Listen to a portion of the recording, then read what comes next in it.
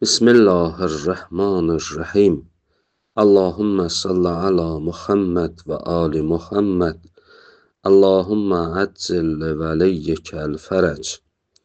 Məkasib kitabından 356-cı dərsi oxuyuruq.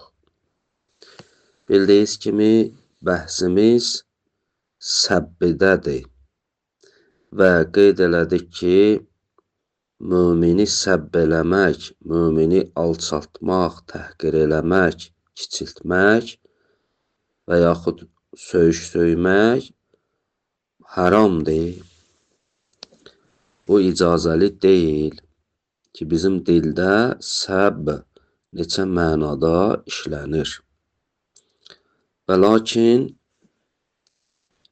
neçə yer var ki, istisna olunur. Orada səbb icazəlidir. O yerlərdən biri bu idi ki, əl-muzahir bil-fisk. O mömin ki, haram işləri aşikar görür, o mömini səbb eləmək olar. İstisna olunan yerlərdən biri o idi ki, biz keçən dərsimizdə oxuduq. Əgər bir mömin aşikar şəkildə günah eləsə, onu səbb eləmək icazəlidir. Və mərhum şeyx buyurur və yüstəsna minhu əl-mubtədə'u əyzən liqovlihi aleyhissalam. O mümini səbb eləməkdən istisna olunub.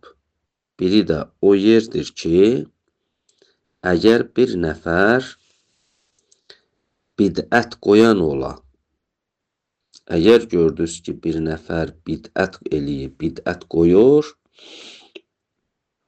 onu da səbb eləmək icazəlidir.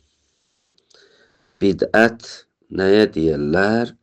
Bidət ona deyərlər ki, onu nə Allah buyurub, nə Peyğəmbər buyurub, nə imam buyurub.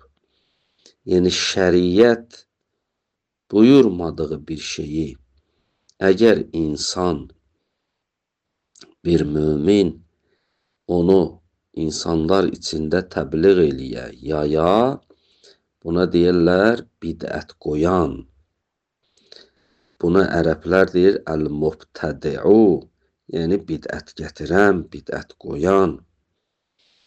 Belə olan şəxsə səbb eləmək icazəlidir. Yəni, istisna olunub o qaydadan ki, mümini səbb eləmək haramdır, amma bu şəxsi səbb eləmək haram deyil. Və yüstəsna minhu gedir hara? Yəni, mömindən. Yəni, o mümini səbb eləmək haramdır, ondan istisna olunub əl-mubtədi'u əyzən. Əyzən də ona görə deyir ki, yəni, keçən dərsimizdə dedik əl-muzahir bil-fisk və həmçinin bidət qoyanın da istisna olunub. Nəyə görə? Dəlil nədir? Liqovlihi aleyhissalam. Çünki imamın rəyinə görə, imamın sözünə görə, ya Peyğəmbərin hədisinə görə fərqi yoxdur. Ki, Həzrət buyurdu, yəni Peyğəmbərimiz buyurdu, İzâ rəaytum əhləl bid'ə min bə'di fəəzhir vəl-bəraə minhum və əksiru min səbbihim vəl-vəqiə fihim. Peyğəmbərimiz buyurdu, İzâ rəaytum, o zaman ki gördünüz əhləl bid'ə, bidət əhlini min bə'di, məndən sonra. Yəni, məndən sonra bidət əhlini siz gördükdə fəəzhir, Siz neyləyin? Ondan uzaq durun. Ondan kənar durun. Və əksiru min səbbihim. Onu səbb eləmək, onu təhqir eləmək, onu alçatmağı çoxaldın. Vəl-vəqiyyətu fihim. Onu xar eləyin, onun biabırı eləyin. O ki, gəlir bidət qoyur, o bidətə görə siz ona nöqsanlar daxil eləyin.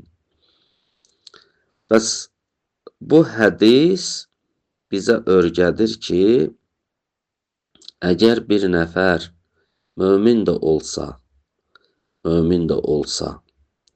əgər bidət qoyan olsa, onu səbb eləmək icazəlidir.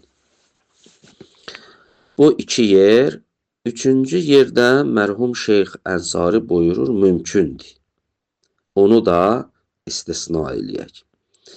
Və yumkin ən yüstəsna min zalik. Buyurur, mümkündür. O mömindən istisna eləyək. O şəxsi ki, ma izaləm yətəəssəril məsbub ürfən. O yerdir ki, əgər bir şəxs ürfən, yəni cəmiyyət içində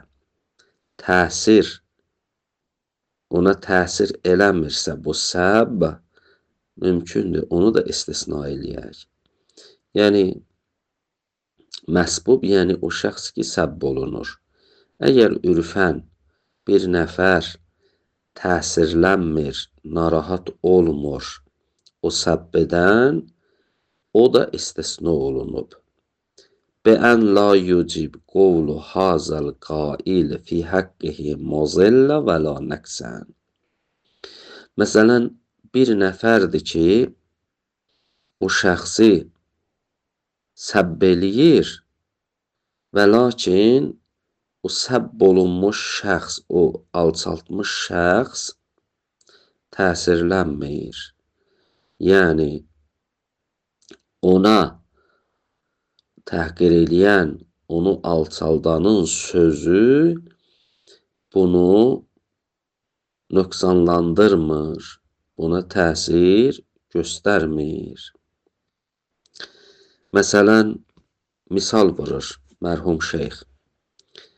Kəqovlil valid li vələdihi, əvs-seyyid bi əbdihi, ində müşahədəti ma yəkrəhu. Məsələn, ata, validin öz övladına bir söz deyir. Ya ağa öz quluna bir söz deyir. O zaman ki, görürlər, məsələn, ata görür oğlu pis bir iş görür. Ya məsələn, ağa görür öz qulu pis bir iş görür. Yəni, acığına gəldiyi bir iş görür. Həmən zaman deyir, ya himar, ey eşşək. Məsələn, atadır, görür ki, oğlu bir dənə pis iş görür. Deyir, ey eşşək, niyə bu işi görürsən? Ya məsələn, ağa öz quluna deyir ki, ey eşşək, niyə bu işi görürsən? Bunlar ata yaxud ağa bu sözü deyəndə oğula ya qula, görürük ki, qulla oğul atanın ya ağanın bu sözündən təsirlənmir və narahat olmur. Onun üçün mərhum şeyx buyurur ki, mümkündür bu surəti də o ümumi qaydadan xaric eləyək. Deyək ki, bu yerlərdə də səbb eləmək icazəlidir.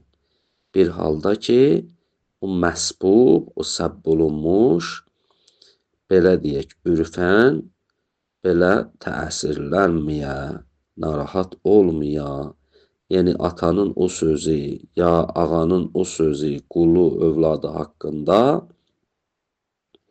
fəsad yaratmaya. Və ində qeydihi, ya məsələn ata əsəbləşib oğluna o sözü dedi, ya ağa əsəbləşib quluna öz sözü, məsələn söz dedi, ya xəbis. Məsələn ata deyir ey xəbis əsəbi halda, ya ağa deyir quluna ey xəbis. Bu özü səbdir. Və lakin yəni bu iki şəxs tərəfindən belə deyildikdə biz görürük ki, məsbub təsirlənmir. Onun üçün deyir mümkündür biz bunu da istisna eləyək. Və nəhvu zalik, bunlar indi iki dənə misaldır burada. Mərhum şeyx buyurur ki, bunlara oxşar şeylər. Sevaun ləm yetəəssər bezalik. İndi burada ki, bu misalları vurdıq. Bir dəfə budur ki, burada oğul, qul, ata və ağanın sözündən təsirlənmir heç. Ən ləm yəkrəhu, yəni acıqları gəlmir. Məsələn, ata oğula deyir o sözü, heç oğul acıqlanmır. Deyir, məsələn, atamdır da bu sözü deyir. Ya qul deyir ki, məsələn, ağamdır da bu sözü deyir. Ən ləm yəkrəhu əslən, yəni onlar heç narahat olmurlar. Av təəssərə bi. Ya deyək ki, yox, oğul da, qul da elə bu sözdən təsirlənirlər. Amma atanın oğlu haqqında belə söylədiyi bir söz, ya ağanın qulu haqqında belə söylədiyi bir söz ibrətdir. Yəni oğula, qula ibrətdir. Av təəssərə bi. Bənaən əla ənəl ibrə bi husul zillə və nəqsu fihi ürfən. Və lakin biz deyirik ki, bu zillətlə və nöqsan ki, ürfən bu oğula, bu qula gəlir və lakin bu özü bir ibrətdir. Özü oğulu tərbiyələndirməkdir. Qulu tərbiyələndirməkdir. Ya bu cəhətdən deyirik icazəlidir. Yəni ya deyirik ümumiyyətlə bu söz bunlara təsir eləmir, ya da deyirik eləyir, müntaha eləməyinə baxmayaraq o ibrətdir. Və müşkülü sani, amma mərhum şeyx buyurur ki, bu ikinci söz müşküldür. İkinci söz nədir? Av təəssərə bihi bənaən əla ənəl ibrə bi husul zillə və nəqs fihi urfən. Bunu demək biraz müşküldür. Niyə? Bi umumi ədilləti hurmətul iza. Çünki o dəlillər ki, bizə deyirlər, əziyyət eləmək haramdır, o dəlillər umumidir. Yəni, umumi dəlillər bizə deyir ki, bir şəxsin digər bir şəxsə əziyyət eləməyi haramdır.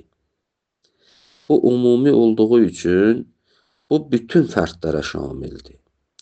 Hətta atanın oğula əziyyət eləməyinə də şamildir, ağanın qula əziyyət eləməyinə də şamildir. Bütün fərdlərə bu şamildir. Bütün fərdlərə şamil olduğu halda, indi tutalım ki, oğul atanın sözündən əziyyət çəkir. Aya ataya necə icazə olar oğula əziyyət eləsin? Ya qul ağasının sözündən əziyyət çəkir. Necə icazə var ki, ağa gəlsin quluna əziyyət eləsin? Çünki bu əziyyət vermək hamıya şamildir və haramdır.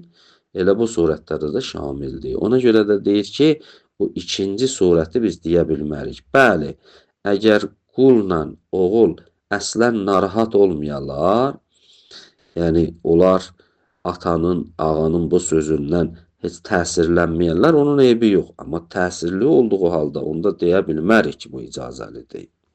Elhamdülillah Rabbil aləmin.